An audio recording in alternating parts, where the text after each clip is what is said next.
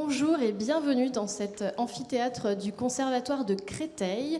Alors, il ne vous aura pas échappé que ce lieu est particulièrement propice à ce type d'événement, mais aussi la culture, pour nous, c'est un vecteur d'accès au numérique, d'accès aux services publics. Et on a aujourd'hui dans la salle un certain nombre d'intervenants qui viennent notamment de nos équipements culturels, de nos médiathèques du territoire. Vous avez aussi la microfolie, si vous ne l'avez pas encore vue, vous pourrez aller la voir sur le temps du déjeuner qui est accessible dans une salle juste à côté. Et Frédéric Hachmy parlait juste avant des enjeux, de la diversité, de la proximité sur des territoires comme les nôtres qui sont assez divers, à la fois avec des territoires ruraux et des territoires urbains. Et je crois que des dispositifs d'aller vers qu'on a mis en place avec la microfolie répondent pleinement à ces objectifs d'accessibilité du service public sur l'ensemble de notre territoire. Alors, pour cette deuxième table ronde, nous avons en présentiel un certain nombre d'intervenants que je vous présenterai les uns après les autres. Nous en avons aussi à distance, donc nous avons notamment Jacques Priol et Nathalie Mondanel qui seront avec nous à distance. L'enjeu pour nous dans cette deuxième table ronde, c'est de pouvoir prolonger ce qui vous a été exposé dans le premier temps de cette journée et de voir finalement comment le service public numérique peut à la fois faciliter la vie des usagers pour faire ces démarches en ligne, pour pouvoir accéder, je l'évoquais, à la culture en ligne par exemple, mais aussi comment parfois le numérique, il peut être un frein à l'accès des services publics. Et je voudrais insister sur ce qu'a évoqué Céline tout à l'heure en première partie de journée sur le rapport de la Défenseure des droits qui est sorti aujourd'hui et qui parle de maltraitance institutionnelle liée notamment à la dématérialisation des services publics. Et probablement, et c'est aussi un élément qui a pas mal été évoqué, la question, en tous les cas la période qu'on a traversée avec le Covid, nous a montré les effets ambivalents du numérique. D'un côté, il y a eu un effet multiplicateur, accélérateur, plus de numérique partout dans nos vies, dans les services publics, et en même temps, un besoin de présence humaine, de renouer avec la chaleur humaine des services publics. Et c'est aussi des éléments qu'on pourra aborder au cours de cette table ronde.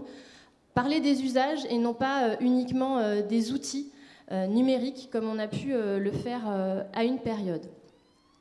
Alors, je voudrais remercier l'ensemble des intervenants et intervenantes qui sont ici présentes aujourd'hui, qui ont des regards très différents, qui vont nous exposer aussi des expériences hétérogènes. Et je voudrais juste m'attarder 2 minutes sur un sujet, un objectif qu'on s'était fixé au cours de cette journée, qui était l'enjeu de l'égalité femmes-hommes. C'est pas forcément la thématique de cette journée, mais on s'est dit, et on a trop vu, des journées dédiées au numérique, au cours desquelles on avait sur scène essentiellement des représentants masculins. Alors c'est un fait, les métiers du numérique sont plutôt préemptés par des hommes, mais il nous a semblé important de nous fixer cet objectif d'une journée 100% paritaire et de tenir cet objectif sur l'ensemble des tables rondes, notamment sur cette table ronde-là, qui est plus sur des enjeux un peu plus techniques, parce que parfois sur d'autres sujets, notamment sur l'inclusion, on a moins de mal à trouver des femmes pour porter la voix des collectivités et des services publics numériques. Alors malheureusement, à cause du Covid, à cause d'imprévus, on n'a pas pu avoir pleinement la parité sur cette table ronde. Néanmoins, je remercie les différents intervenants et intervenantes qui ont quand même accepté d'intervenir dans ces conditions-là. Bien évidemment, le Covid ne nous a pas épargné du coup des annulations de dernière minute, mais je tenais à dire que aurait dû ou pu être avec nous aujourd'hui, notamment Corinne Do, qui est directrice générale des services techniques à la ville de Créteil. La ville de Créteil qui sera représentée aujourd'hui par Bastien Vernet. Et nous aurions également dû avoir Claire Rubot qui aurait dû représenter la ville de Garches et qui malheureusement a dû annuler sa présence au dernier moment et qui le regrette. Et je pense que c'est quand même important de souligner cet enjeu-là parce que quand on parle de conception et de pilotage des services publics, il est très important dans nos collectivités, en tant qu'acteur public, de prendre en compte cette dimension de la représentativité, parce qu'on est en train de construire une société, on est en train de se construire le monde de demain, et si ce monde de demain, il n'est vu qu'à travers les yeux d'une partie de la population, bien forcément, on introduit des biais dans l'action publique, dans la délivrance des services publics, et je pense qu'il faut toutes et tous qu'on y soit extrêmement vigilants. Alors bien évidemment, là je mets un focus sur la question du genre, mais c'est bien évidemment le cas sur bien d'autres dimensions.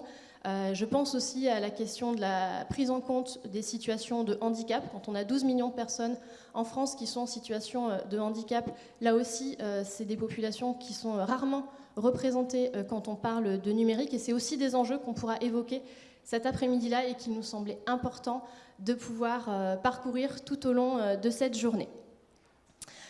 Alors, sans plus attendre, je vais pouvoir passer la parole à nos différents intervenants. Au cours de cette table ronde, on va balayer pas mal de choses. On va balayer les enjeux démocratiques du numérique, les enjeux de souveraineté, de citoyenneté, d'accès aux droits, de gain de temps, d'écologie, à la fois pour les usagers de services publics, mais aussi pour les administrations, pour que ce soit un gagnant-gagnant. Tout au long de cette table ronde, nous aurons des expériences inspirantes venues de la ville de Créteil, du Kremlin-Bicêtre, de la ville de Sucy-en-Brie, de GPSEA, de la ville de Rouen à distance. Et puis nous aurons aussi Céline Colucci, que vous connaissez, qui est directrice générale des Interconnectés, qui pourra rebondir sur les différentes interventions. En tous les cas, Céline, je t'inviterai régulièrement à rebondir sur les interventions qui émailleront cette table ronde. Et on va commencer la table ronde avec normalement Jacques Priol, qui doit être à distance. Alors, est-ce que Jacques apparaît à l'écran ? Bonjour, je vous entends très bien en tout cas. Alors nous on t'entend, on ne te voit pas encore Jacques, mais on t'entend, donc on devrait bientôt te voir. Voilà, on te voit, ça y est. Bonjour Jacques, merci d'être parmi nous. Alors pour te présenter brièvement, Jacques, tu es un expert en matière de données publiques. Tu connais bien aussi les collectivités puisque tu y as œuvré quand même pendant pas mal d'années et acquis une certaine expérience. Aujourd'hui, tu es dirigeant de Civiteo, une société que tu as fondée en 2016 et qui développe une expertise autour de la data, de la place de la data dans la décision publique, et tu accompagnes un certain nombre d'acteurs publics en la matière. Tu es aussi président de l'Observatoire Data Publica. Et ton intervention s'inscrit aussi dans le prolongement de notre première table ronde qui s'est finie finalement sur l'utilisation de la donnée publique au service des usages du quotidien. Et notamment, nous avions Sébastien Soriano, qui est DG de l'IGN, qui nous parlait des enjeux de cartographie et des données d'intérêt public qu'ils exploitent à l'IGN, et des interactions aussi avec les collectivités, donc entre acteurs publics autour de ces enjeux de données. Par rapport justement à ton expérience, Jacques, également aux études que tu as pu mener en la matière, quel est ton regard aujourd'hui sur les services publics numériques et la mobilisation de la donnée au service des usages du quotidien? Merci de m'accueillir. Et effectivement, en quelques minutes, pour poser un petit peu le sujet, je vais essayer de parler de cette question, peut-être en commençant un peu par une provocation dans l'intitulé. À quoi sert vraiment le numérique aujourd'hui dans les collectivités? On a travaillé ces derniers mois avec l'Observatoire Data Publica sur un certain nombre d'exemples, de sujets à l'échelle de très nombreux territoires, en se disant qu'il était peut-être possible de voir ce que les décideurs publics attendent du numérique à travers une grille de lecture qui rassemblerait des objectifs dans trois grandes catégories. La première, parce que c'est souvent ce qui nous est demandé au tout début, ça ne veut pas dire que c'est la plus importante, c'est est-ce que le numérique nous permet de faire des économies? Est-ce qu'il y a un retour sur investissement? Ce retour d'investissement, il peut se mesurer sur des projets globaux de pilotage de fonctions urbaines. Si je prends l'exemple de l'éclairage public, qui est aujourd'hui un sujet sur lequel le pilotage numérique et le pilotage par la donnée a un impact assez évident. Il génère des économies d'énergie. Je pense qu'on sera tous d'accord pour dire que c'est quelque chose de tout à fait essentiel. Il peut permettre de réduire la pollution lumineuse, ce qui est aussi quelque chose d'important. Mais le numérique peut aussi avoir des effets divers et variés, y compris négatifs en retour. Mais dans un premier temps, restons sur notre première grille d'analyse, permettant de faire des économies à travers, par exemple, la dématérialisation qui s'accompagne, disons-le clairement, de la suppression d'un certain nombre de tâches qui peuvent aussi se traduire par la suppression et l'économie d'un certain nombre de postes. Mais ça n'est peut-être pas là le sujet le plus important. Le sujet le plus important, il est peut-être sur ce que j'appelle non pas le ROI, mais le ROP, le retour sur les politiques publiques, Return on Policies, qui est de se dire qu'il y a aujourd'hui un certain nombre de politiques publiques qui sont complexes, qui sont très complexes, dans lesquelles on prend des délibérations, des orientations, des schémas, des stratégies de plus en plus difficiles à piloter, faute d'outils de pilotage, et le numérique peut venir en appui de ces politiques publiques. Je vais prendre un exemple qui concerne tous les EPCI.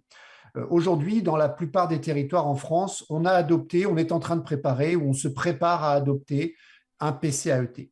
Les plans climat, air, énergie territoriaux, qui sont absolument stratégiques par rapport aux grandes trajectoires que nos territoires doivent emprunter par rapport aux transitions énergétiques et environnementales, eh bien, les PCAET, les 40-50 mesures, dont une dizaine sont à la main de la collectivité, concrètes, mesurables, tangibles, que l'on sait piloter, et puis 20, 25, 30 d'entre elles, dont on n'a pas la capacité aujourd'hui en réalité à les mesurer. Ce sont des intentions, elles sont bonnes, ça va être des orientations qu'on va tâcher de porter ou de faire porter par des partenaires du territoire, et beaucoup de difficultés à piloter et à mesurer tout ça. Le numérique peut être un très bon appui. Dans le même ordre d'idées, les stratégies concernant les déchets, par exemple, dans notre pays, sont des stratégies qui aujourd'hui sont très difficiles à piloter entre des grandes orientations stratégiques qui peuvent être nationales ou qui sont régionales, de par les compétences des conseils régionaux, et des mises en œuvre à l'échelle des EPCI, des politiques publiques qui visent à réduire le volume des déchets produits et en même temps des opérateurs qui bien souvent sont rémunérés à la tonne,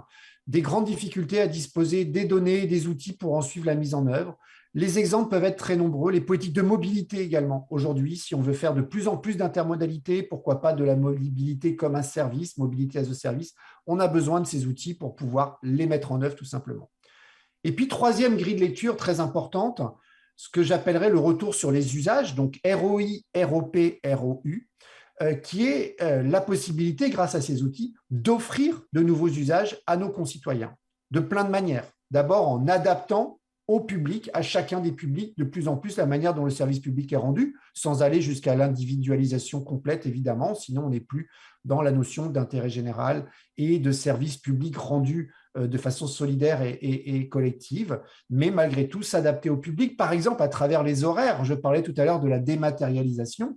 L'un des atouts de la dématérialisation, c'est de permettre à un certain nombre de nos concitoyens d'accéder aux services publics en dehors des heures d'ouverture de nos bâtiments communaux, intercommunaux, départementaux, etc. Donc, c'est aussi une forme de nouveaux usages qui sont nés, mais on les retrouve aussi dans de multiples endroits. Regardons par exemple les transports aujourd'hui, avec la multiplication de tous les systèmes de bus qu'on appelait jusqu'à il y a encore peu des bus à haut niveau de service, qui deviennent en réalité des bus avec un niveau de service standard aujourd'hui, par lesquels on est en capacité d'avoir une information fiable sur non plus les horaires théoriques des bus, mais la réalité de la venue du prochain bus pour faire de la régulation du trafic d'une part et informer les citoyens, soit par information digitale sur l'arrêt de bus ou dans une application dans la poche. Ce sont de nouveaux usages aussi qui se sont développés, de nouvelles habitudes. Alors, on a peut-être créé des attentes, peut-être que la plupart de nos concitoyens n'attendaient pas cela, mais c'est un service dont on aurait bien du mal, sans doute certains d'entre nous, à se passer. Il y a aussi de nouveaux services purement et simplement créés grâce à des nouveaux outils numériques. Je prendrai simplement un exemple en matière d'environnement. On voit aujourd'hui se multiplier de nouveaux outils de type capteur de pollen, par exemple, qui permettent de prévenir les personnes qui sont allergiques directement lors des périodes pendant lesquelles elles sont exposées pour tel ou tel pollen de façon spécifique. Ça fait partie des innovations récentes de la, entre guillemets ou sans guillemets, Smart City, qui sont des nouveaux usages à l'attention de nos concitoyens. Tout ça pose de nombreuses questions. Et pour ma part, c'était la question que vous m'aviez demandé de traiter. Je pense qu'il y a 4 conditions essentielles au déploiement du numérique.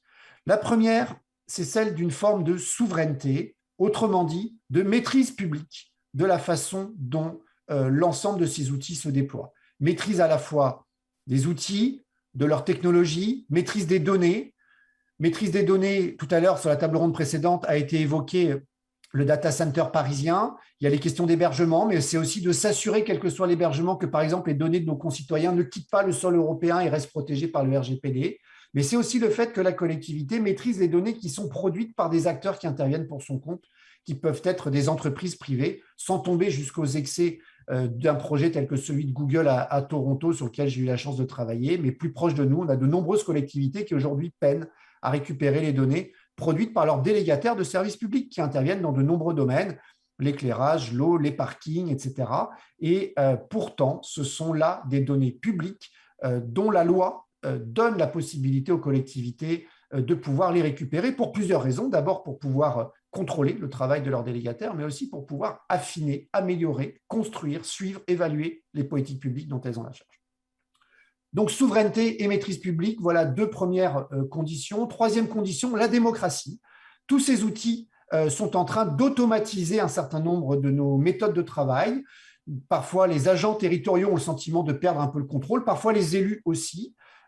Et que dire de nos concitoyens. Et je crois très important sur tous ces sujets de réfléchir à des formes nouvelles de participation citoyenne, non pas grâce aux outils numériques, ça c'est autre chose, mais des formes nouvelles de participation des citoyens sur la manière dont on utilise le numérique. Et je citerai là un seul exemple que je trouve tout à fait intéressant qui vient de se conclure, qui est la première et seule à ce jour conférence de consensus qui a été organisée sur le sujet par un territoire, en l'occurrence c'est Brest Métropole, qui a organisé une conférence de consensus sur le sujet, avec par ailleurs production d'un document qui est aujourd'hui en concertation en ligne et tout à fait intéressant. Quatrième condition, l'inclusion. Donc, vous l'avez évoqué, Émilie, et ça sera ma conclusion.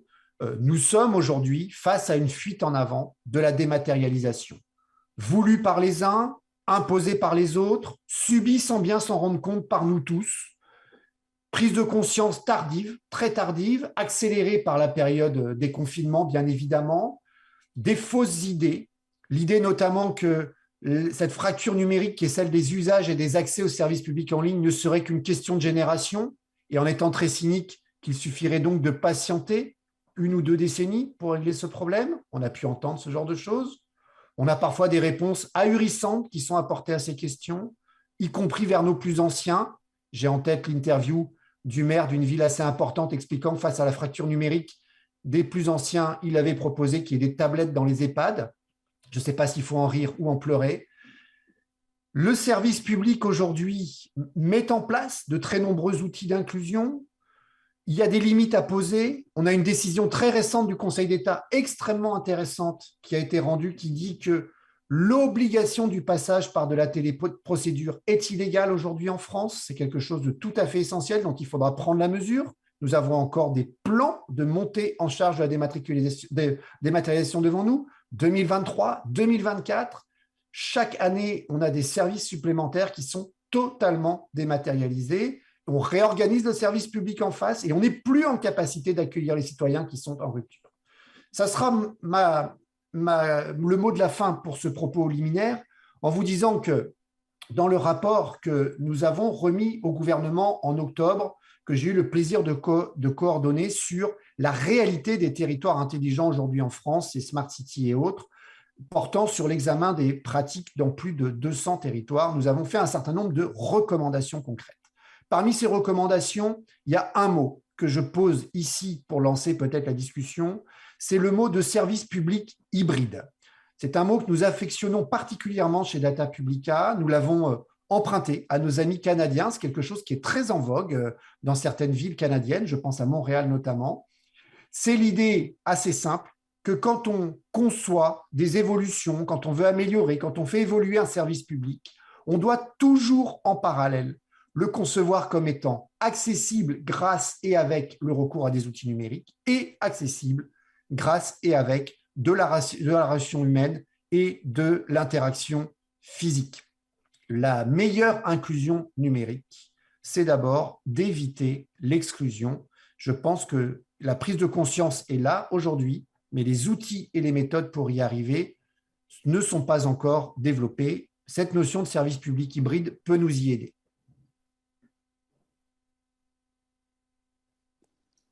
C'est bon. Merci Jacques pour cette intervention liminaire. On aura bien retenu du coup les 4 conditions de réussite pour un service public numérique véritablement inclusif et aussi souverain et citoyen. Les notions de ROI, de ROP, de ROU et aussi la question du service public hybride qui résonne également avec ce qu'évoquait Sébastien Soriano lors de la première table ronde autour également des enjeux des communs. Comment aussi co-construire, co-fabriquer le service public avec d'autres acteurs que les acteurs publics. Je pense que ces différents concepts résonnent bien les uns avec les autres. Justement, je vais passer la parole à Bastien Vernet, qui est représentant de la ville de Créteil, pour explorer plus avant cette notion de ROU que tu évoquais, Jacques. Donc, c'est ce retour sur les usages, ces nouveaux usages permis par l'utilisation du numérique et de la donnée. Et donc, Bastien Vernet, vous allez nous parler de l'œil citoyen, qui est une application de signalement à la ville de Créteil, qui a permis à la fois de changer la relation aux citoyens, de revivifier la démocratie locale à Créteil, de donner un rôle plus proactif aux citoyens cristoliens et cristoliennes, mais aussi de revoir les métiers des agents publics de terrain, puisque le service public numérique, comme on le disait, c'est aussi la nécessité, le besoin et l'opportunité de repenser le service public en présentiel, en physique, d'enrichir aussi les métiers de nos agents publics, en tous les cas quand c'est bien fait. Et donc Bastien Vernet, vous êtes DGA à la ville de Créteil en charge de la relation aux usagers, des moyens généraux et du développement durable. Et donc du coup, je vous laisse nous exposer ce qu'est l'œil citoyen à Créteil. Merci. C'est bon. Merci Émilie. Bonjour à toutes et à tous. Je suis ravi d'être à cette table ronde et de vous parler de l'expérience de l'œil citoyen. Derrière ce nom que l'on a choisi et qui est assez évocateur, c'est une application mobile de signalement des incidents, des désordres qu'on peut constater tous sur l'espace public, et qui est à vocation à être utilisée par l'ensemble des habitants de Créteil, des Cristoliens, pour qu'ils soient acteurs de leur cadre de vie, qu'ils soient des vigies aussi pour la mairie sur des difficultés qu'ils peuvent rencontrer au plus près de leur lieu d'habitation ou de vie. C'est une application mobile le plus simple possible, on va dire. A été évoqué des questions d'accessibilité, des questions de proximité, qui est composée en 3 étapes. On peut signaler un incident, un dépôt sauvage, un problème de nid de poule sur une voirie, problème dans un espace vert. En 3 étapes, on choisit une catégorie, on renseigne, on est géolocalisé et donc on renseigne le lieu de l'incident et ensuite un certain nombre de données personnelles pour pouvoir avoir un suivi sur le traitement et finalement la résolution de cette difficulté qui a pu être signalée par le citoyen. Alors comme ça paraît assez simple, mais derrière, on a dû travailler pour pouvoir mettre en place cette application, on va dire changer notre organisation, mettre de la méthode dans notre capacité d'intervention sur l'espace public, parce que l'espace public aujourd'hui il est partagé. On est à Créteil, pour autant c'est une ville-préfecture, il y a plusieurs niveaux d'intervention selon les compétences des collectivités. À titre d'exemple, la ville intervient sur les voiries communales, le territoire GPSEA intervient sur les voiries territoriales et le département sur ses propres voiries. On a également des services, les espaces verts à la ville, qui sont municipaux, qui interviennent sur, on va dire, l'aspect végétal. Et on a des services de la propreté urbaine qui interviennent sur les parties minérales. Tout ça fait que pour le citoyen, 1, c'est illisible, et 2, excusez-moi l'expression, il s'en fout, clairement. Ce qu'il veut, c'est une fois qu'il a signalé un incident, c'est que ça soit résolu. Donc nous, on avait un enjeu, et peut-être le contexte initial de la création de cet outil, c'était de mieux nous coordonner avec les autres acteurs institutionnels qui, eux aussi, gèrent ce cadre de vie. C'est un seul cadre de vie, mais qui est géré par plusieurs acteurs. Et on va dire mettre de la méthode dans nos interventions et également centraliser cette information qui nous remontait par divers canaux, ce qui était difficile à suivre, difficile à piloter, difficile à contrôler le niveau de réalisation ou pas, ou de résolution des incidents. On avait un numéro vert spécifique, on a des remontées par mail, des courriers, par les élus, par les conseils de quartier. Voilà. Donc tout ça faisait qu'on avait pléthore canaux d'entrée et des interventions et des niveaux de résolution différents qui manquaient parfois de cohérence, de coordination. On avait également, aujourd'hui, tout à l'heure a été évoquée la question de la démocratie, des instances d'expression citoyenne que sont les conseils de quartier sur la ville de Créteil, qui étaient embolisées par justement ces questions du quotidien. Ces questions du nid de poule, ces questions du dépôt sauvage et d'un point noir dans un quartier. L'idée, c'était aussi comment on pouvait revivifier les moments de réunion de ces conseils de quartier pour les orienter vers du projet, vers comment j'améliore mon cadre de vie, comment je construis un projet avec mes pairs pour l'intérêt général. Donc ça, c'était un peu le contexte global et on voulait essayer de tendre vers un certain nombre d'objectifs que j'ai un peu commencé à évoquer, c'est-à-dire optimiser les multiples canaux de remontée d'informations qui existaient au niveau de la ville de Créteil pour qu'on ait un point d'entrée unique et derrière qu'on puisse ensuite interagir avec les différents intervenants sur l'espace public. Accroître la participation des citoyens pour qu'ils se sentent acteurs de leur cadre de vie et ainsi on puisse aussi les basculer dans une logique du faire. Pas seulement je fais remonter une information, je suis un peu, c'est normal hein, quand il y a des difficultés dans un endroit où on vit, on est un peu dans la plainte, mais je ne suis pas passé dans l'action. Donc cette logique de faire, on voulait aussi les inciter à basculer dans cette démarche. Autre élément, on voulait donner une visibilité à l'action des services, parce que quand bien même il y a parfois un sentiment que la ville est sale, que les services ne font pas leur travail, on a des pléthores d'équipes sur le terrain qui sont engagées au quotidien, qui traitent les difficultés et qui, peut-être au moment où une personne signale un incident, ensuite le service passe pour le résoudre. Et quand la personne revient le soir, on parle parfois de points noirs sur les dépôts sauvages, le dépôt sauvage s'est reconstitué. Donc la personne a le sentiment que la mairie ou le territoire n'a pas répondu à sa demande, alors que le service est passé. Donc il y avait aussi une logique qui était la nôtre, de passer aussi dans la logique du rendre compte. C'est-à-dire, vous faites un signalement, on vous répond, on vous dit à quel moment on prend en compte votre demande, à quel moment on intervient, et à quel moment le signalement est résolu. Et quand bien même il y a un nouveau signalement qui doit être fait parce que le dépôt sauvage s'est reconstitué, on reviendra et on ne lâchera pas. Donc voilà, donc c'était aussi de recréer ce lien parce que précédemment, les signalements qui nous étaient faits via les différents canaux, et vu qu'ils n'étaient pas centralisés, finalement le retour à l'usager, le retour au citoyen n'existait pas. Donc ça a été vraiment l'idée aussi de recréer un lien avec les administrés sur cette question-là. Dernier élément, dernier objectif, c'était remobiliser nos équipes du terrain, qui étaient un peu découragées par le fait qu'on pouvait entendre que la mairie ou que les services en question n'intervenaient pas. Donc comment on pouvait les remobiliser et aussi eux aussi soient acteurs de ces signalements, parce que quand bien même je suis jardinier à la ville de Créteil, je travaille sur la partie végétale, si je constate sur la partie minérale un dépôt sauvage, je vais le signaler pour que mes collègues de la propreté urbaine interviennent et puissent répondre à la demande. Voilà, donc c'était nos objectifs. Pour y arriver, on a eu un parti pris, c'est-à-dire d'associer les conseils de quartier à la démarche.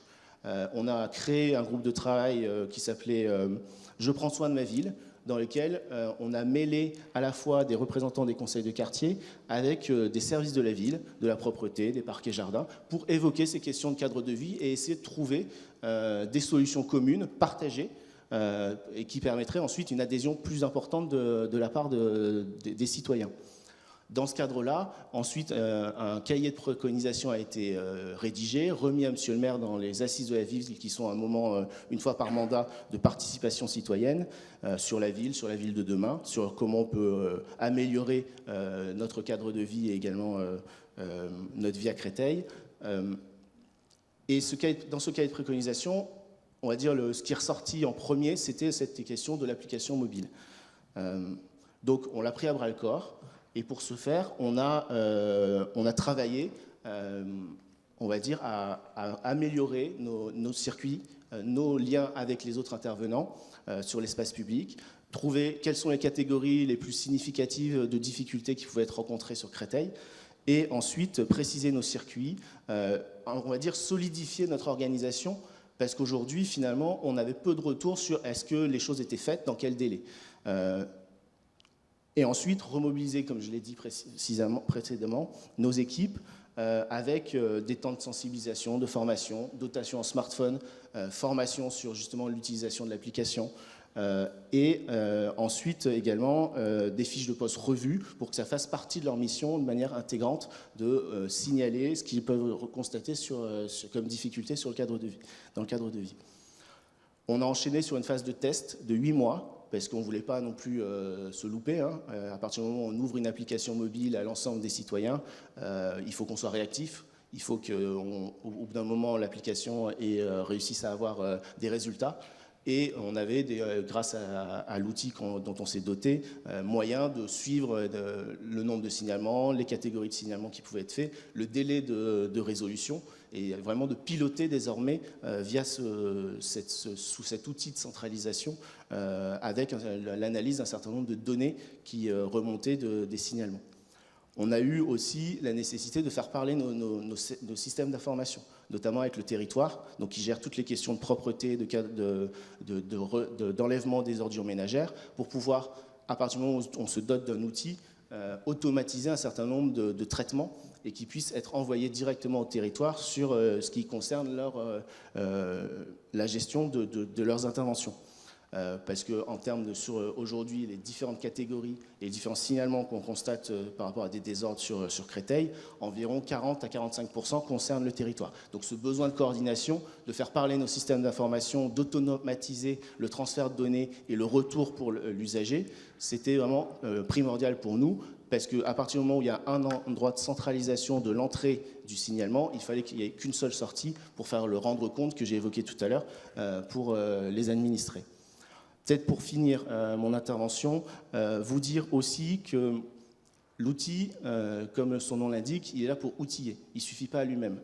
Derrière, il a fallu travailler, il a fallu adapter notre organisation et surtout mobiliser nos équipes.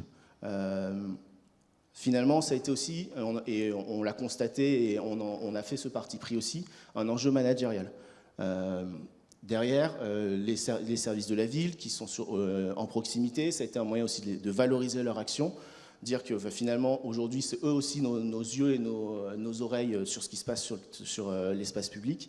Et donc, d'une certaine manière, on ne peut pas sans eux, et ce n'est pas parce qu'on met en place un outil que ça remplace l'humain. L'humain est vraiment au cœur de cette démarche. À la fois dans la relation aux citoyens, à la fois dans les différents intervenants de nos services qui se font ce relais avec le cadre de vie. Dernier élément, quelques chiffres. Donc là, on a lancé l'application après, on va dire, on avait commencé à travailler avant le confinement, donc forcément le premier confinement, on a pris du retard.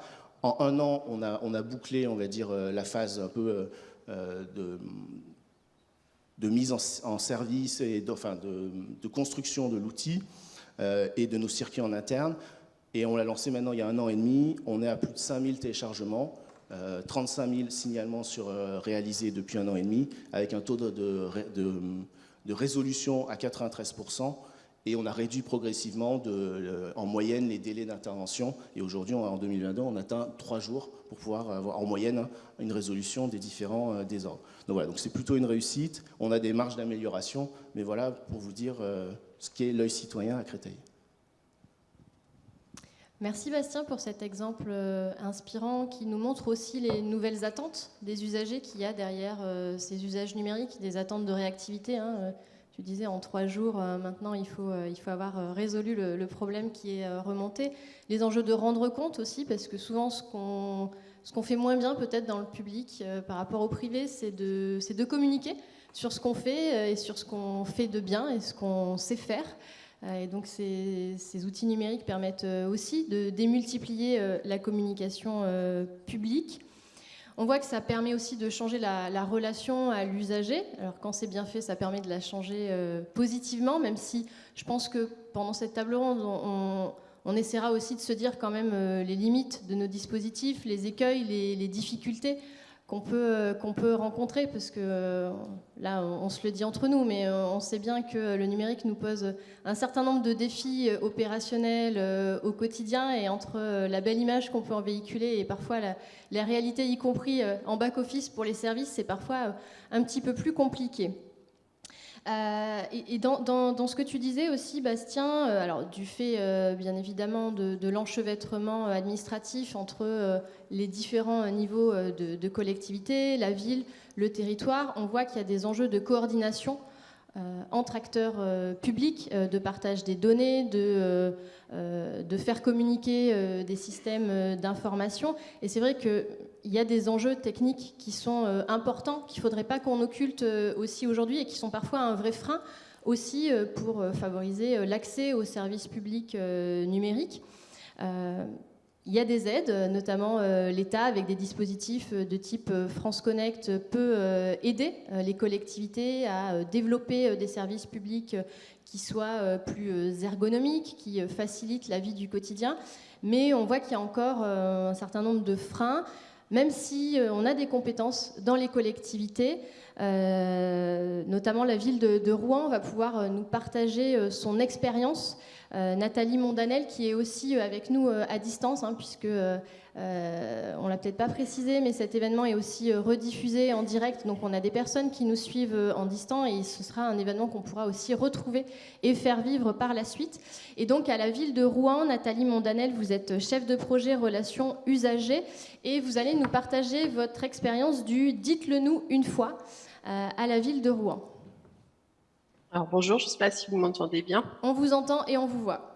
Bon, super. Alors du coup, effectivement, l'idée c'était de vous faire un petit retour d'expérience sur comment nous on a abordé la question du Dites-le nous une fois. Donc on a un projet qui s'est accéléré en 2018 d'offrir des services en ligne aux usagers.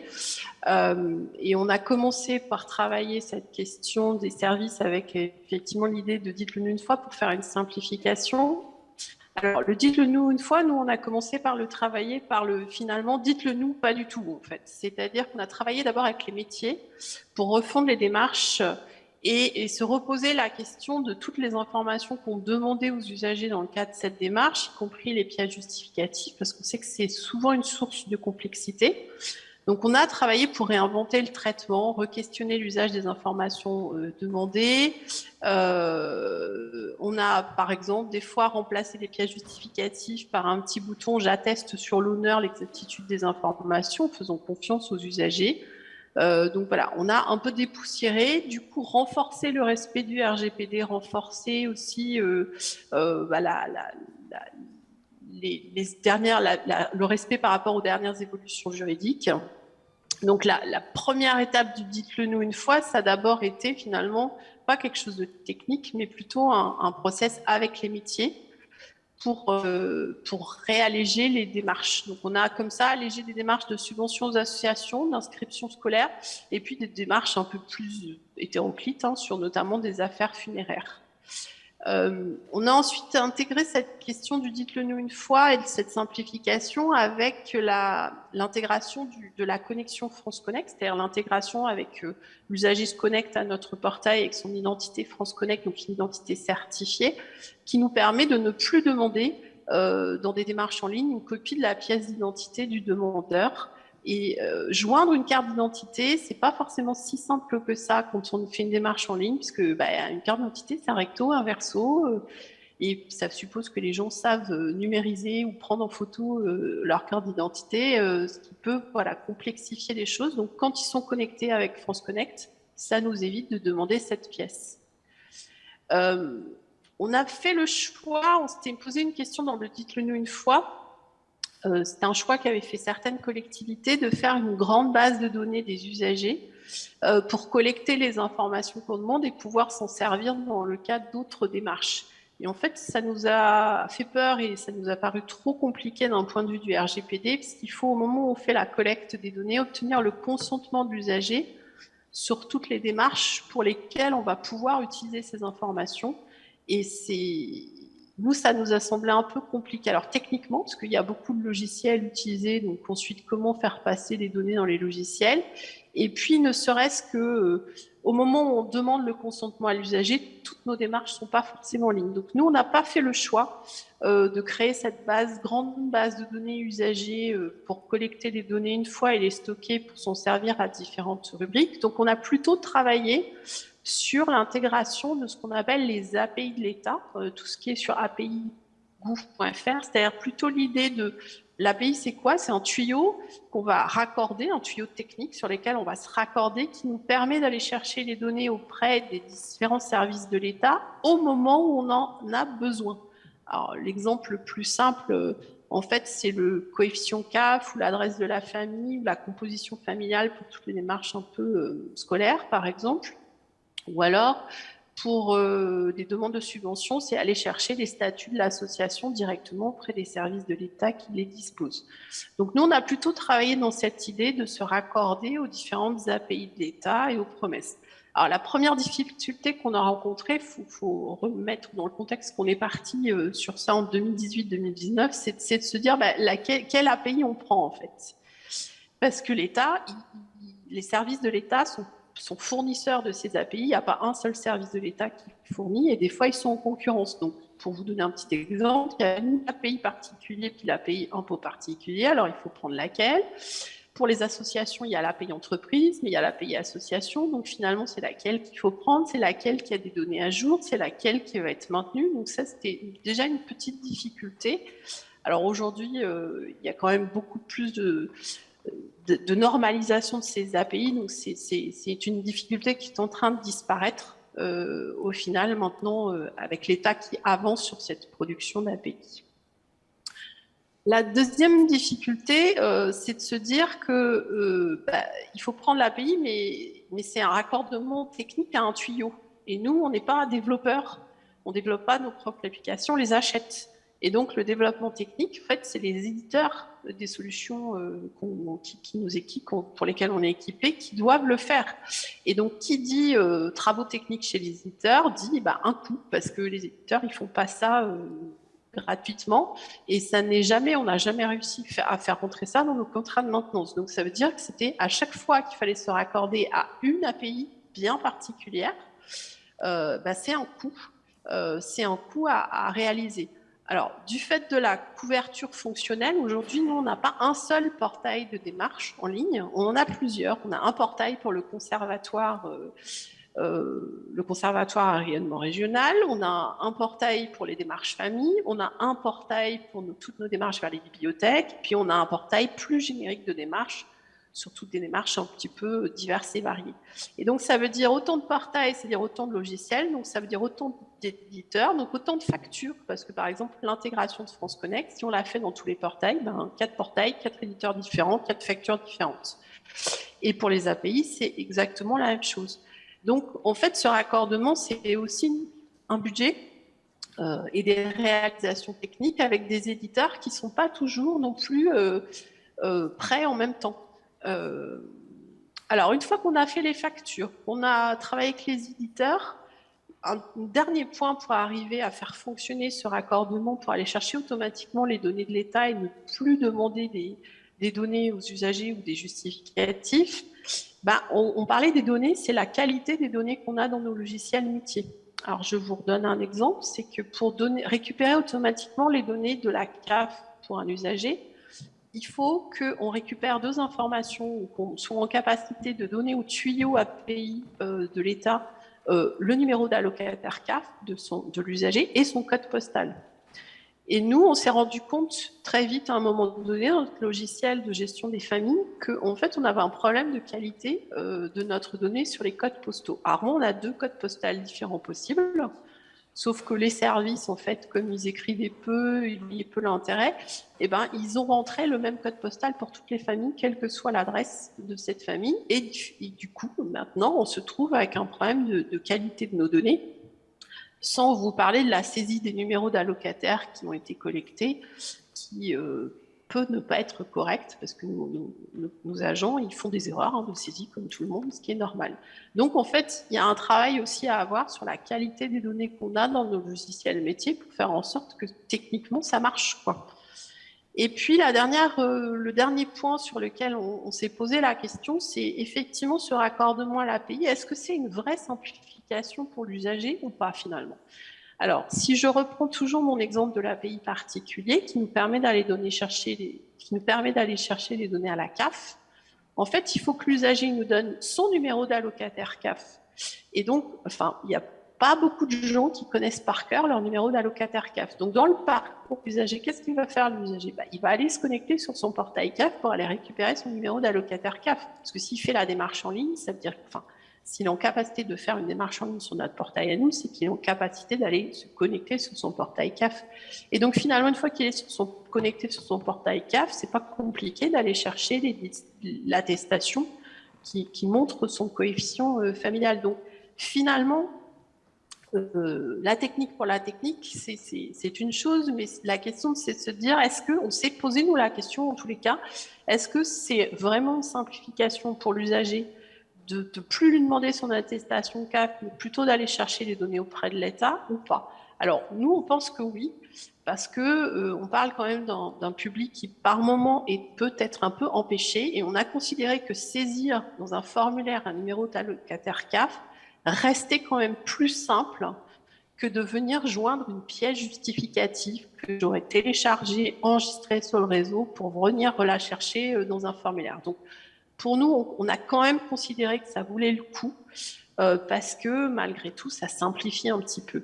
Et par contre, là où c'est une vraie simplification, là où il n'y avait pas débat chez nous, c'est effectivement sur tout ce qui va être tarification sociale scolaire, parce qu'on collecte la donnée une fois, et tous les ans, ça nous permet de faire une actualisation des coefficients, des quotients CAF et donc des tarifs sociaux des familles, sans avoir à rien redemander aux usagers, en fait. Donc là, oui, c'était une vraie simplification. Mais c'est quand même intéressant de se poser quand même la question au moment où on réalise ça, parce que non seulement c'est un coût, mais il ne faut pas que ce soit une fausse simplification finalement pour l'usager. C'est de se reposer la question, est-ce qu'il y a une vraie simplification pour l'usager ou pour le service?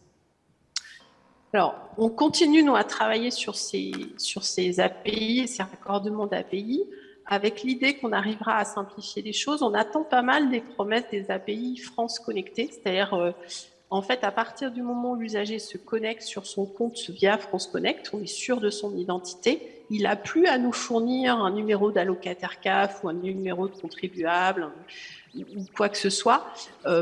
Du fait qu'on est sûr, en fait, par son identité, on peut aller directement récupérer les données auprès des services de l'État sans plus rien redemander comme numéro à l'usager. Et ça, effectivement, c'est pour nous effectivement un pas supplémentaire de progrès.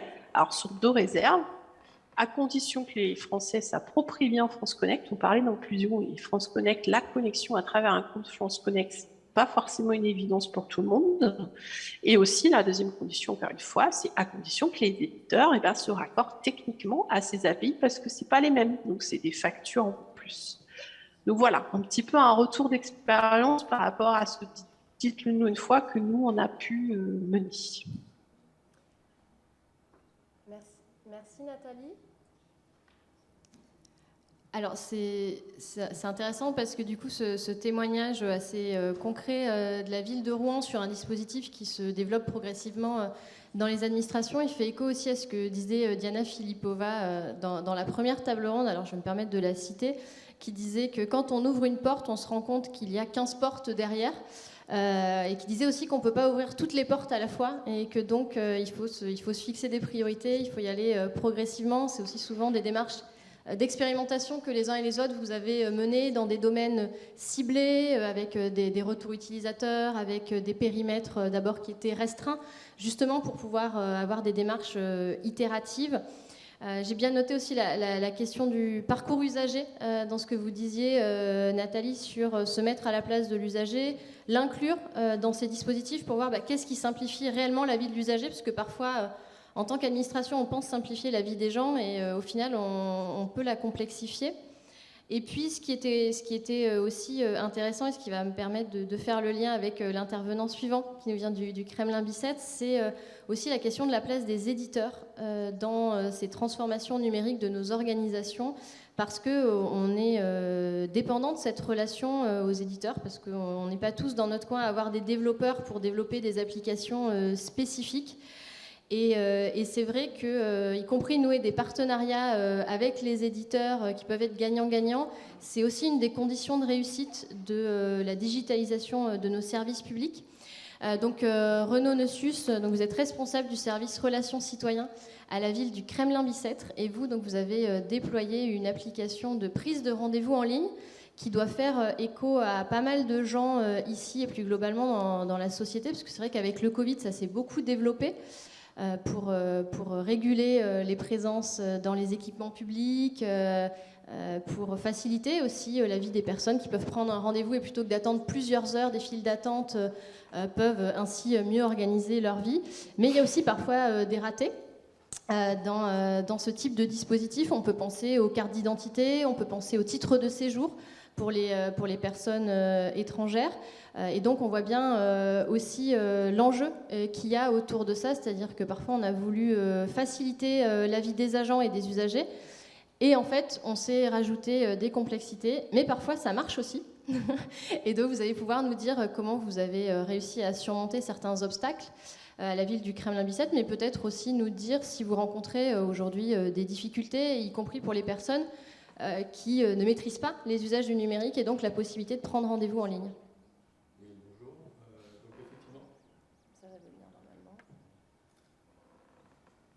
Oui, bonjour. Effectivement, sur la ville du Kremlin, on a connu, je dirais, les deux époques. L'époque sans aucun logiciel de prise d'un rendez-vous, puisqu'on travaillait basiquement avec Outlook pour donner les rendez-vous aux usagers. Donc je vous laisse imaginer la facilité de gestion pour les équipes. On s'est rendu compte effectivement qu'on avait une difficulté à gérer les files d'attente, puisqu'en dehors du fait qu'on donnait quelques rendez-vous sur Outlook, les usagers se présentaient à l'accueil. Alors on a, pour vous présenter la mairie, donc on est 26 000 habitants, on reçoit en moyenne 35 000 usagers en accueil physique, quasiment autant en accueil téléphonique. Et on dispose de DR donc pour instruire les dossiers de carte d'identité et de passeport, donc ce qui est relativement complexe à gérer, et encore plus dans la période actuelle. Et donc effectivement, on avait ce fonctionnement de recevoir à la fois des personnes qui arrivaient sans rendez-vous en gestion de file d'attente basique, on va dire, et quelques rendez-vous. Donc on s'est rendu compte assez rapidement que ça devenait ingérable.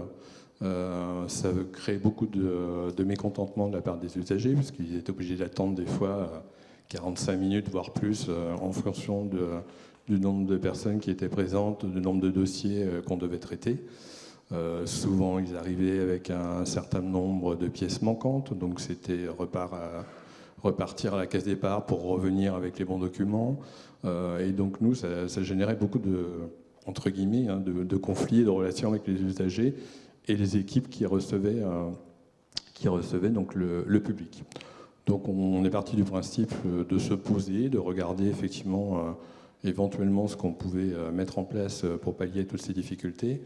Alors c'est vrai que sur les accueils, de manière assez générale, on a du mal des fois, alors d'une, à trouver des produits qui répondent à nos demandes, de faire entendre aussi, puisqu'on est dans une collectivité, aux équipes et à l'équipe municipale que des produits innovants sont nécessaires aujourd'hui. Ça ne veut pas dire pour autant effectivement qu'on laisse des gens, des usagers sur le bord du chemin, mais qu'on a besoin aussi de moderniser nos accueils et de pouvoir aussi gérer nos équipes d'agents en fonction des flux, parce qu'on n'est pas forcément obligé d'avoir 10 personnes quand on a 3 usagers qui attendent et inversement. Donc tout ça, effectivement, a nécessité qu'on se pose, qu'on regarde. Est arrivée la crise de Covid, donc j'ai envie de dire, certes, c'est pas hyper agréable, mais en tous les cas, ça a été utile. Donc ça a permis effectivement de revoir aussi notre organisation du travail. Et on a commencé effectivement à chercher un produit qui répondrait le plus possible à nos attentes.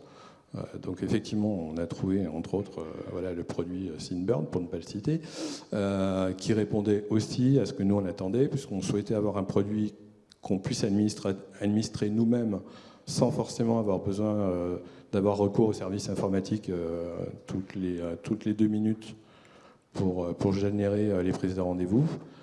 Un outil qui soit accessible par les équipes, puisque c'est important aussi que nos équipes soient à l'aise avec les produits, et bien entendu accessible au public, puisque le produit, au final, il était quand même dirigé vers les usagers. Donc effectivement, on a réfléchi à ce produit, on a commencé à regarder ce que l'on nous proposait.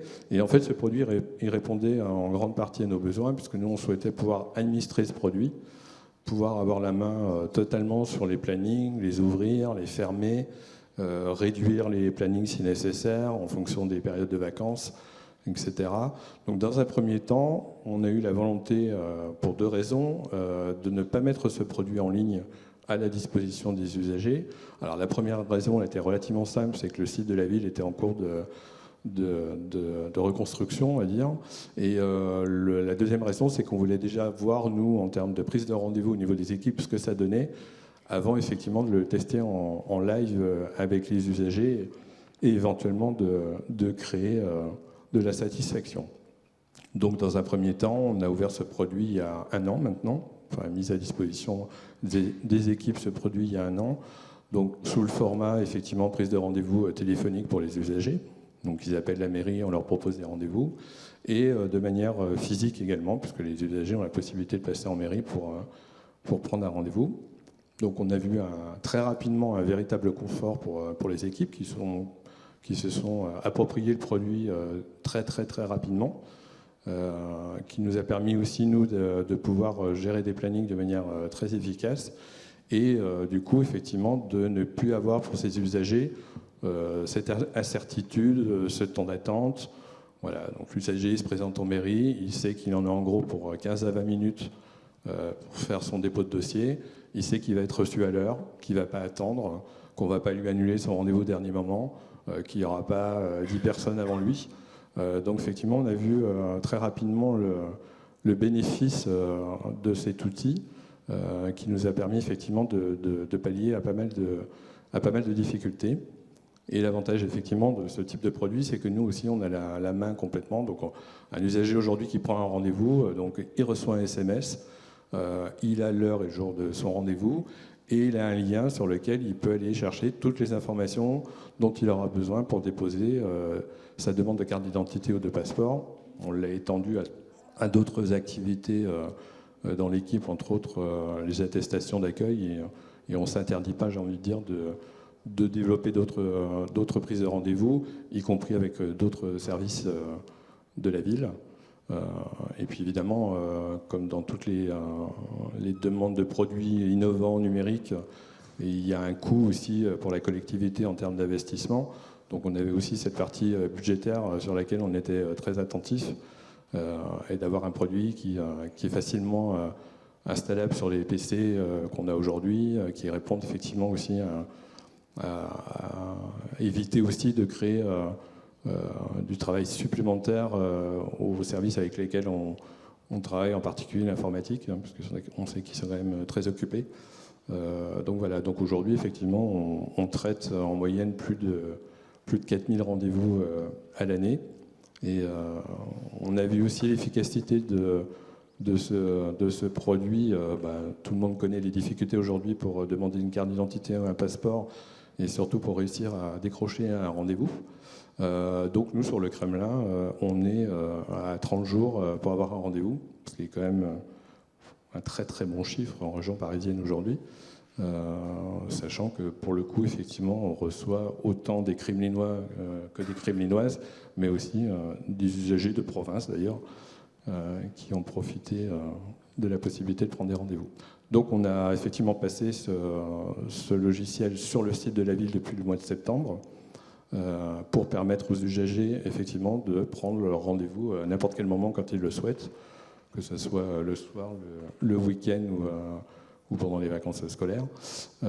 Et donc ça s'est vite transmis en termes d'information, puisqu'on a eu une explosion de prise de rendez-vous. Et aujourd'hui, on constate, qu'auparavant, on avait en moyenne 35% de rendez-vous qui n'étaient pas honorés.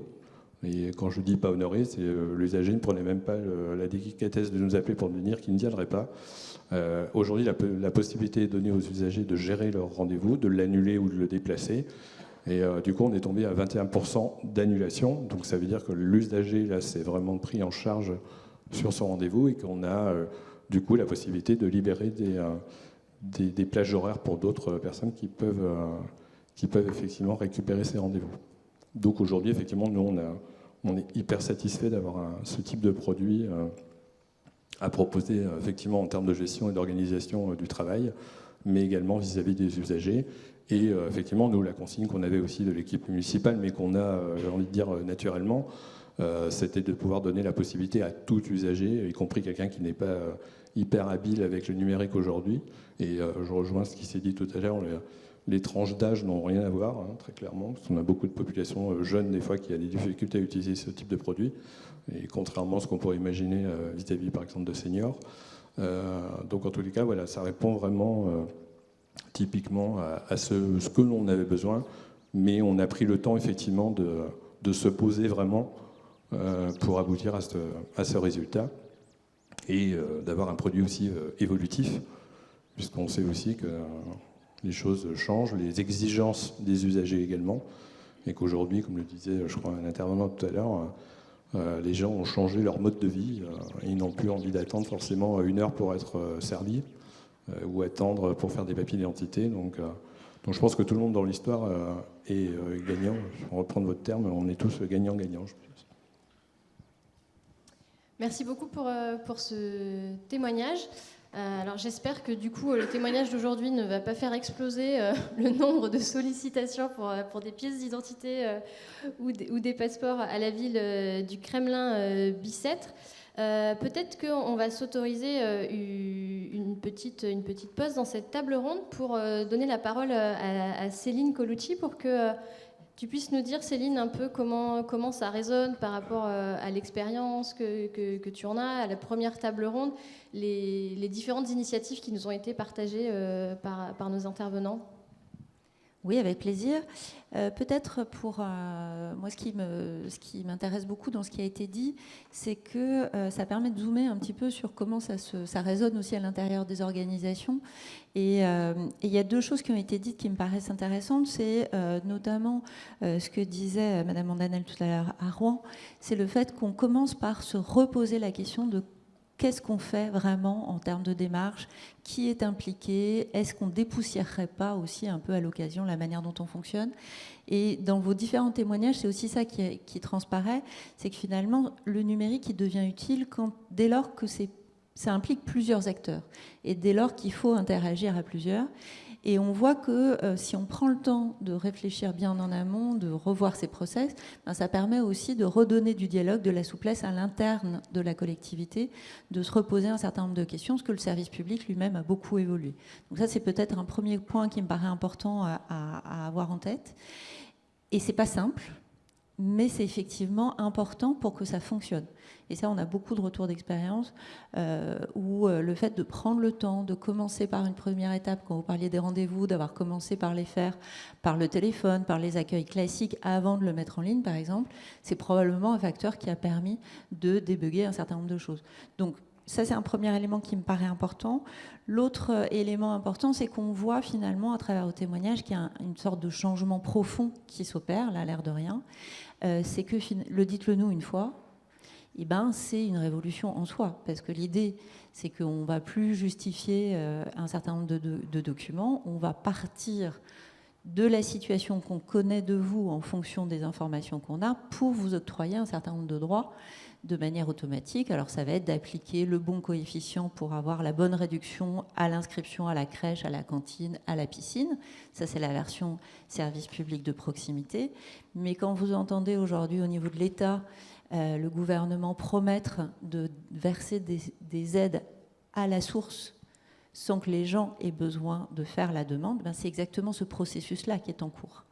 Et en fait, c'est un changement qui peut être extrêmement important, où on n'est plus à devoir demander, c'est plus à l'usager d'aller vers, mais c'est bien l'administration qui se prend elle-même au mot de ses promesses, des aides qu'elle distribue, etc., pour les distribuer effectivement et de manière automatique. Donc cette appropriation très fine, elle est intéressante. Après, on l'a aussi entendu, il y a beaucoup d'enjeux de données, de qualité de la donnée, et puis d'aller chercher la bonne information. Là aussi, ce qui me paraît intéressant, c'est de prendre l'information au fur et à mesure qu'on en a besoin via le système des API, plutôt que d'avoir des métabases de données qui posent toute une série de problèmes aussi éthiques a priori. Voilà peut-être quelques éléments de réaction en premier lieu. Et puis de voir que l'usager, finalement, il est participant dans l'œil effectivement de l'action. Il est aussi à remonter des informations. Donc ça, c'est important. Mais peut-être qu'on ne va pas encore assez fort dans les collectivités sur cette idée de faire avec, de bien approprier le design de service. Là aussi, on a vu dans certaines collectivités qui font le travail de vraiment bosser avec les usagers. Ça permet de sortir les services de leur bureau. Ils vont rencontrer les gens pour qui ils travaillent. Ça redonne du sens aussi. Et je pense que c'est intéressant d'aller peut-être encore un cran au-delà sur ce type de dynamique, parce que ça fait du bien finalement à tout le monde. Merci Céline pour ces réactions à chaud. Et dans la table ronde que tu animais juste avant, il y a deux notions que je souhaiterais réintroduire et qui me permettra de passer la parole à Maxime Blanc de la ville de Sucy-en-Brie. C'est d'abord l'État en réseau qu'a évoqué Sébastien Soriano et qu'il a lié à la notion de commun. Comment on fait avec d'autres quand on est une administration, et Catherine Gell qui a évoqué la question de la ville du quart d'heure, et donc de la question de la proximité qu'on arrive à exploiter aussi à travers ces nouveaux services publics numériques. Et à travers l'exemple de la ville de Sucy et du dispositif Vélo of Course, on va pouvoir explorer une autre dimension complémentaire qui est la question finalement de la plateformisation.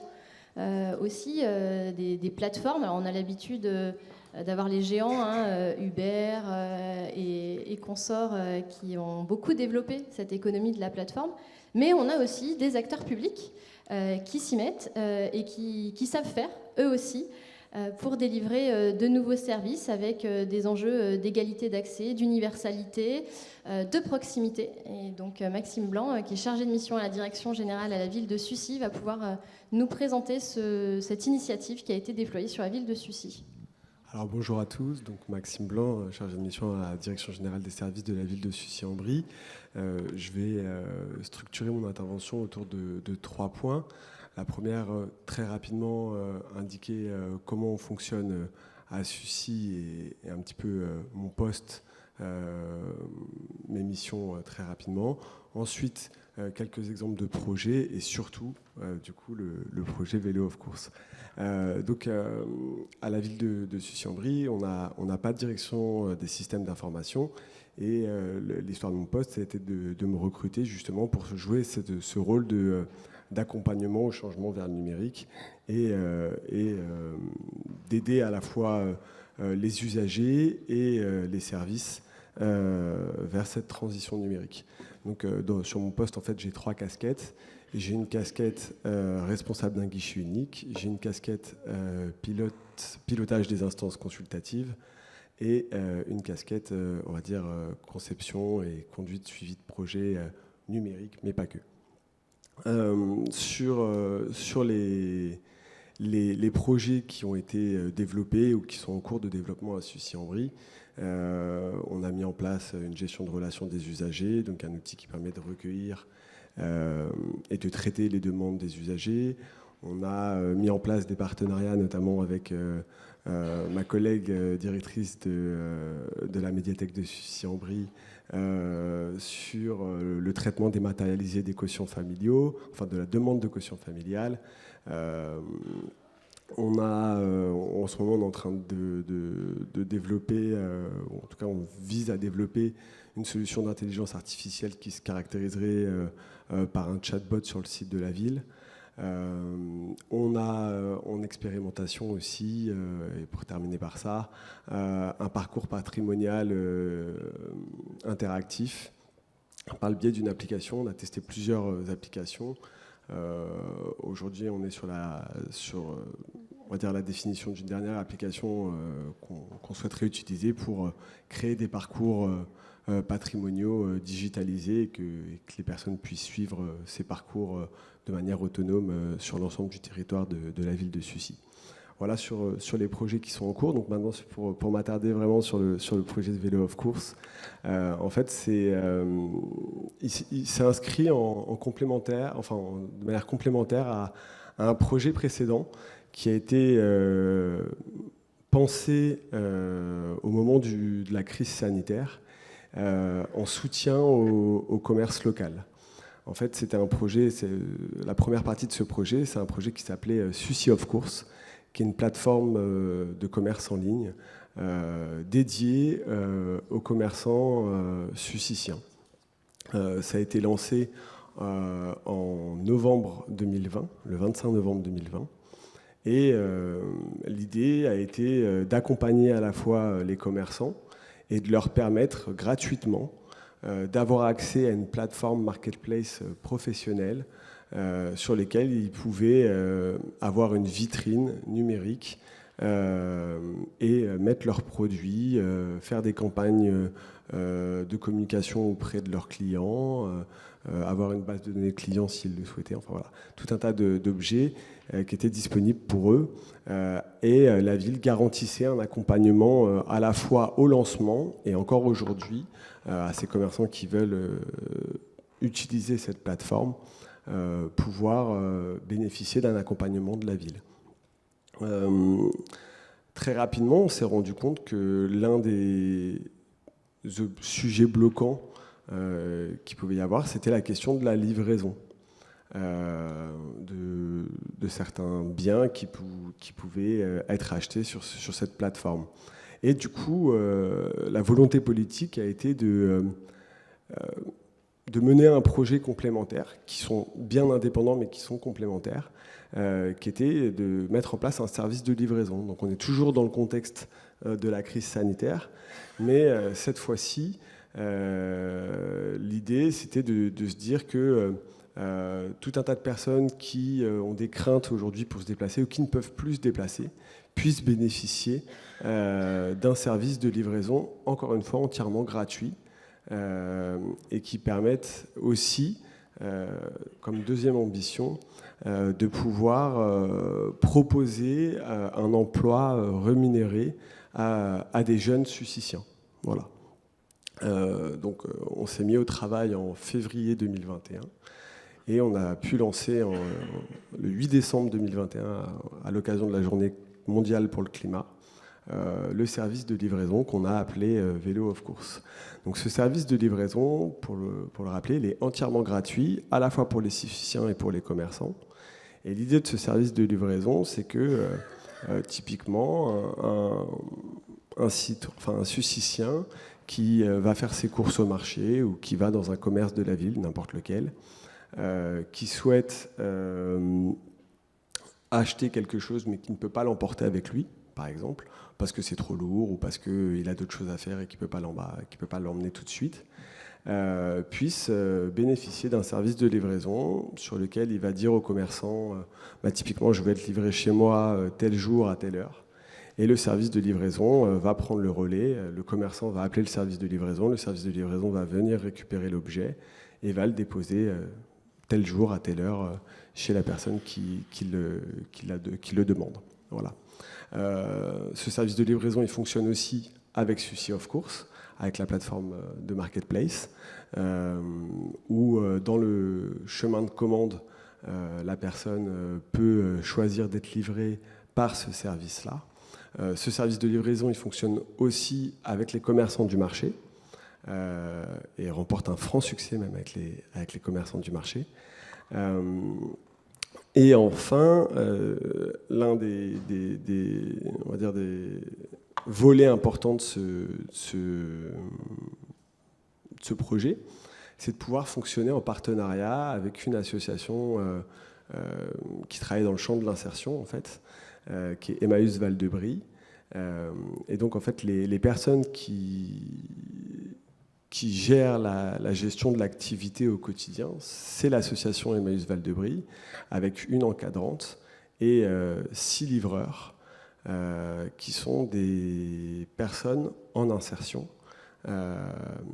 et également des étudiants qui font un minimum d'heures, parce que l'idée c'était quand même de promouvoir ces personnes dans un chemin d'insertion, mais on a souhaité quand même conserver aussi un minimum d'heures pour des étudiants qui souhaiteraient travailler par exemple le soir, le vendredi soir ou le dimanche matin ou le samedi soir pour ce service. Voilà. Donc avec ce service qui a été développé, la chance ce qu'on souhaite mettre en avant vraiment, c'est le soutien aux commerçants locaux, 2, un service de proximité pour l'ensemble des Sussiciens, 3, une dynamique d'emploi et d'insertion pour des jeunes éloignés de l'emploi, mais pas que. Donc voilà sur la dynamique du projet. La ville a pu bénéficier d'un nombre de subventions importantes. Elle a bénéficié d'une subvention à hauteur de 50 000 € de l'ADEME. Elle a bénéficié d'une subvention à hauteur de 10 000 € par le budget participatif de la région Île-de-France. Et elle a bénéficié du conseil départemental. En fait, c'est l'association qu'on a bénéficié, mais c'est par la ville que ça a été mené, d'une subvention de 6 500 € par le conseil départemental du Val-de-Marne. Voilà. Merci Maxime. On va attendre que ça revienne, c'est bon. Merci parce que là, on a un bel exemple de proximité et ce qu'évoquait également Catherine Gall tout à l'heure sur comment cela permet de repenser la ville, de réinventer la ville autour de nouveaux modèles qui soient des modèles aussi souverains, c'est-à-dire que ce soit les acteurs publics qui aient la main, que ce ne soit pas les acteurs privés qui, seuls dans leur coin, vont eux-mêmes décider des usages de la ville, mais que ce soit vraiment les acteurs publics qui reprennent la main avec les citoyens et aussi avec les acteurs privés sur l'avenir et sur le quotidien de la ville.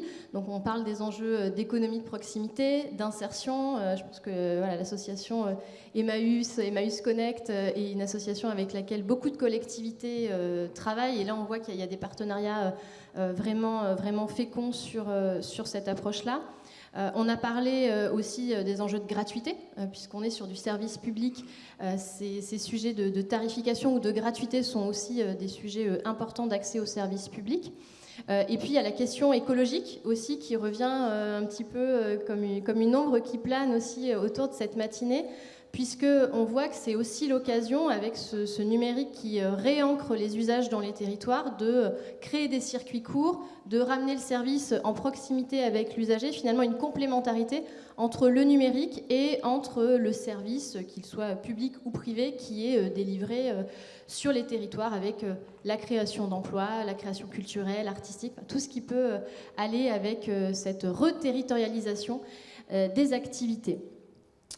Et puis, pour avoir un panorama un peu complet de l'architecture institutionnelle, je vais passer la parole à Johan Zermati, qui est directeur de l'Observatoire à Grand Paris Sud-Est Avenir, et qui va pouvoir évoquer les enjeux de l'intercommunalité, notamment sur un territoire, par exemple, comme le nôtre, avec 16 communes très disparates, avec des besoins très différents et qui connaît des fractures territoriales, sociales.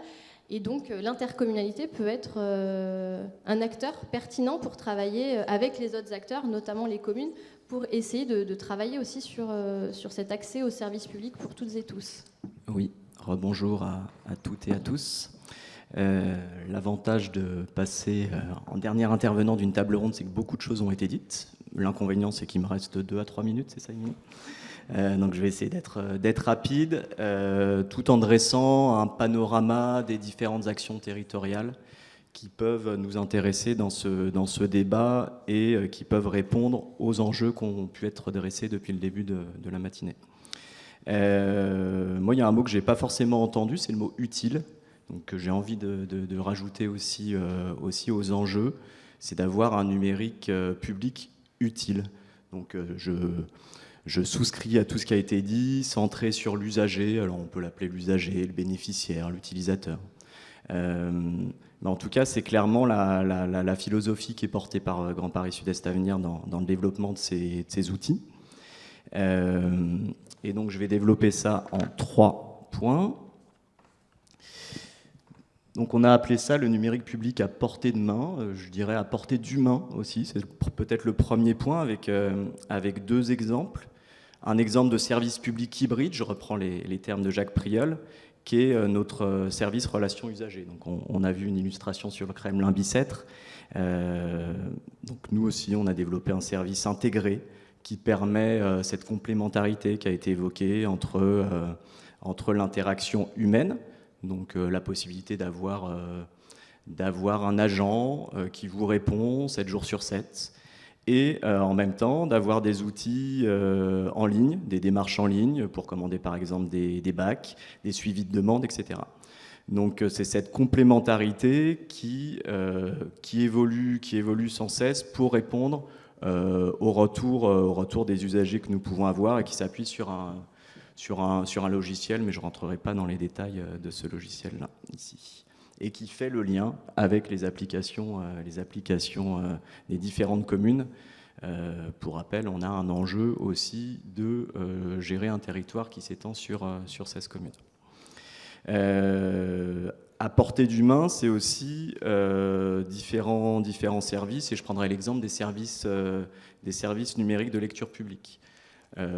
Avec deux aspects, à la fois ce qu'on appelle dans le jargon le SIGB, donc le service informatique de gestion des bibliothèques. Et donc l'idée, là on est peut-être dans plus du back-office, comme ça a été dit tout à l'heure, mais l'idée c'est de faciliter le service à l'usager.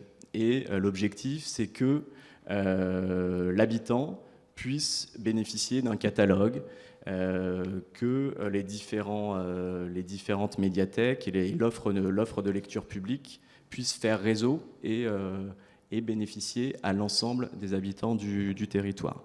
Et ce dispositif-là s'accompagne du prêt numérique.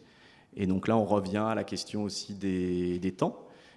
Ça permet 24 heures sur 24 d'accéder à une offre, et ça permet de diversifier l'offre. Donc la complémentarité entre l'humain, entre le physique et le numérique, on peut aussi l'avoir par ce biais-là. Et dans les projets à venir, on a également une unification du contrôle d'accès sur les piscines, la billetterie en ligne, également un portail usager, qui vont permettre d'aller dans ce sens-là. Deuxièmement, là, je voulais revenir sur l'enjeu de proximité. Donc là, c'est à portée de pied, peut-être, plus qu'à portée de main. Et c'est un enjeu central des services publics, ça a été dit dans la table d'introduction, même en Île-de-France. On peut penser qu'en Île-de-France, la densité, les réseaux de transport permet d'accéder à des services publics à proximité.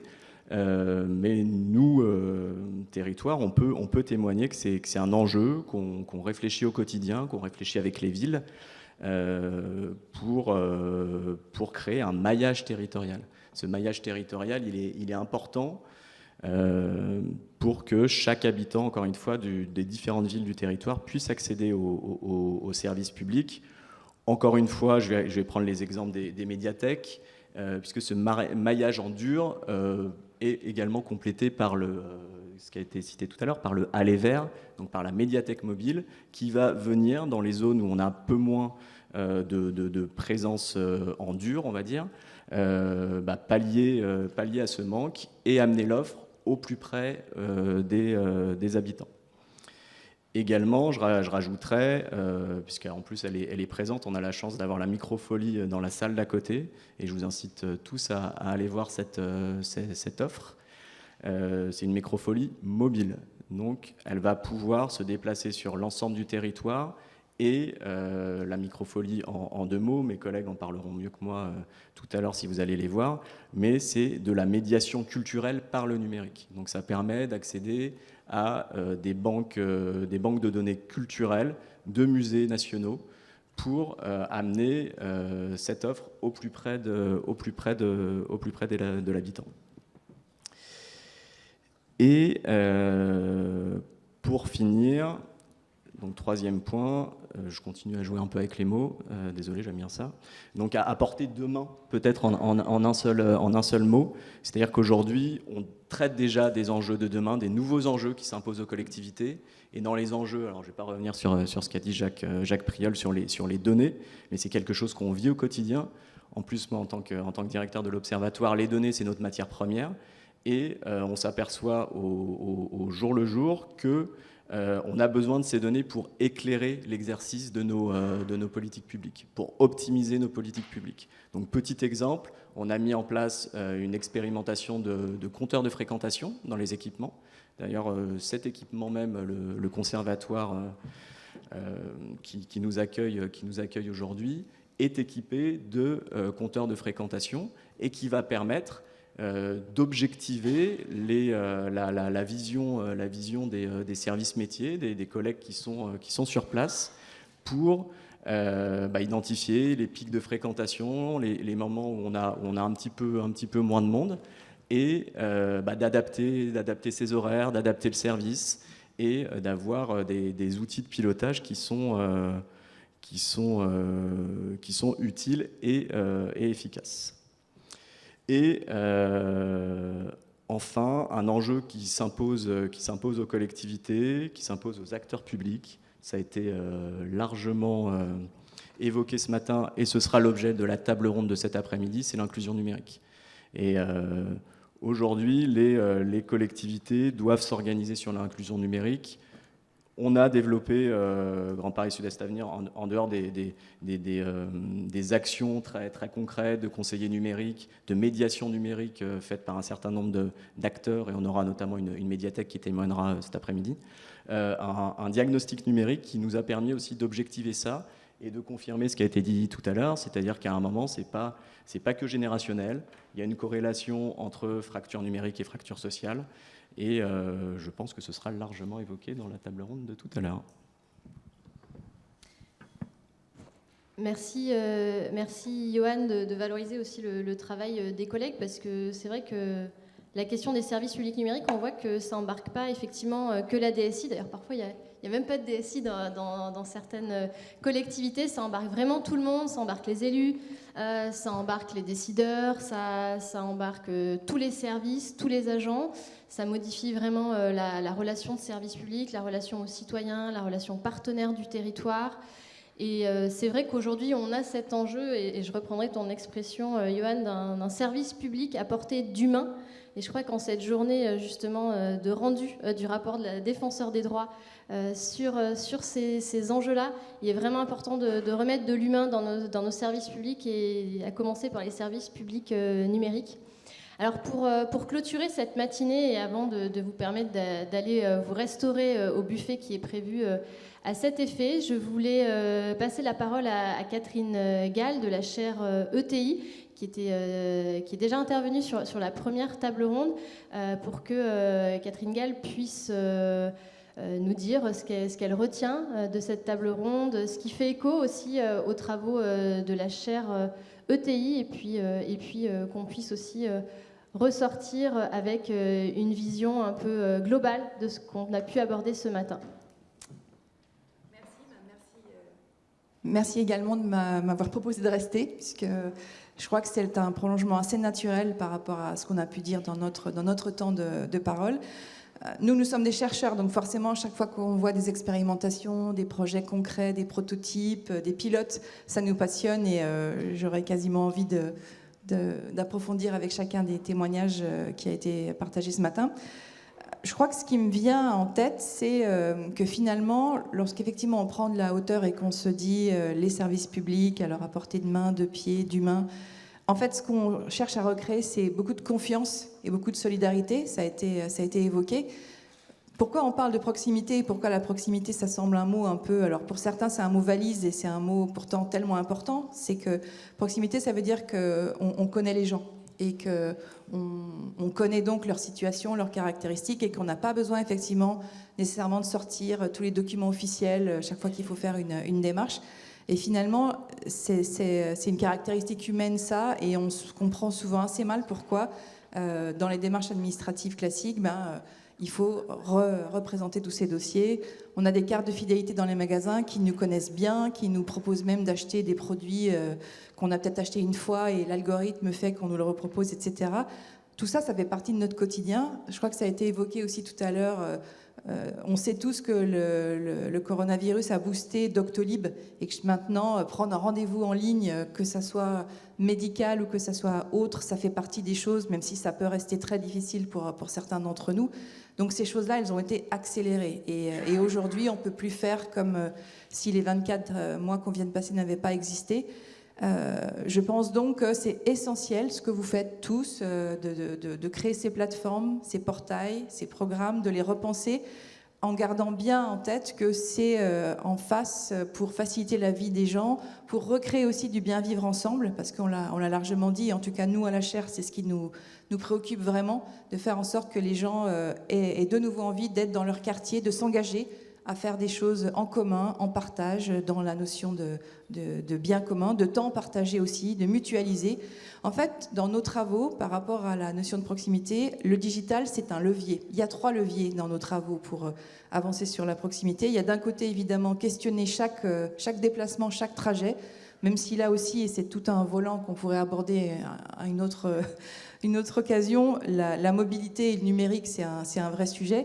Pour nous, un déplacement, c'est aller chez le docteur, aller voir des amis, aller faire une activité, mais c'est aussi des émissions de CO2, c'est aussi de l'énergie consommée. Donc repenser sa mobilité, c'est un des leviers très forts. Le deuxième, c'est mutualiser au maximum, plus faire des choses en autosolisme tout seul, s'organiser dans des associations de quartier, dans des collectifs pour faire des choses ensemble, qu'il n'y ait pas 4 voitures qui amènent 4 enfants le matin à l'école, mais que ça peut se partager. Et puis le troisième, c'est le digital, c'est l'hybridation, ça a été évoqué. Comment est-ce qu'on peut économiser un déplacement, entre guillemets, pour le faire autrement ? Voilà, donc je crois qu'à travers le temps de ce matin et celui maintenant, on voit bien que c'est des choses qui sont dans nos mains partagées entre les services publics, les habitants. Nous aussi, les chercheurs, on a notre part là-dessus. Il y a des tas de chaires qui existent sur la Smart City, sur la ville intelligente, etc. Au final, le but, c'est quand même de penser à vivre ensemble au quotidien, dans les territoires et les villes, d'une manière plus humaine et plus durable. Merci.